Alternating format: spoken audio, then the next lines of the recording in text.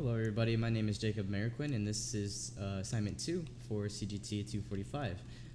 My lab ended up having the dystopia project that we had to work on, and the short story that I decided to go with was actually called El Cantar of Rising Sun. It's a short story, and basically in the story it talks about a dystopia where families are torn apart and children die young because of a lot of gun violence in the neighborhoods and just basically all over the world because of gun violence, and it kind of touches with some of today's topics, but yeah, that's basically what that is. So um, this house, I wanted it to represent kind of like a ghetto neighborhood, and this house, the carpets, the homeowners don't care about it. There's no lights because the homeowner hasn't paid electricity.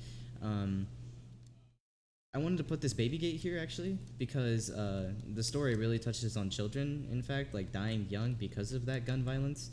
And this baby gate just represents that there is a child living in the home. Um, and I'm not sure if I touched on this, but there's no furniture in the house because people break in very often into all of these houses. And in fact, you could see other houses out here, but they break in and steal a lot of the furniture, and this is just what the homeowner could find. There's a TV here, and that's really their only source of entertainment because they can't afford anything else. Uh, and then here in the kitchen, there's just a dining table with 4 chairs, a really simple dining table and simple 4 chairs. Um, I wish I could show more, but the way that the story went, it's just like a horrible dystopia story, and I tried to put as much detail as possible into a really rugged area.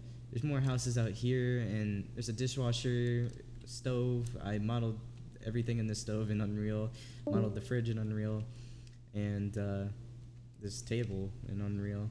But yeah, that's basically it. I also, like I said, I used this baby gate here, but I also used it to block off this area to show that there are other door or other rooms down there. But of course, you can't get to them because this area is blocked off. And I think in the demo reel, where you would be showing the author this work, of course, it's just a demo, so you wouldn't want to explore too far. So I use this baby gate as a blocking technique to show that you can't get to that area, or maybe you can't get to that area yet until you progress to the story. But yeah, that's basically it. If I do a fly around of here, uh, you can see that the house doesn't really have a lot of detail because of course you wouldn't need to explore the house outside of here. You can see that this road here is just a bunch of rocks, but on the inside it kind of looks like it's really just a rugged road. And these houses, of course, they look really run down.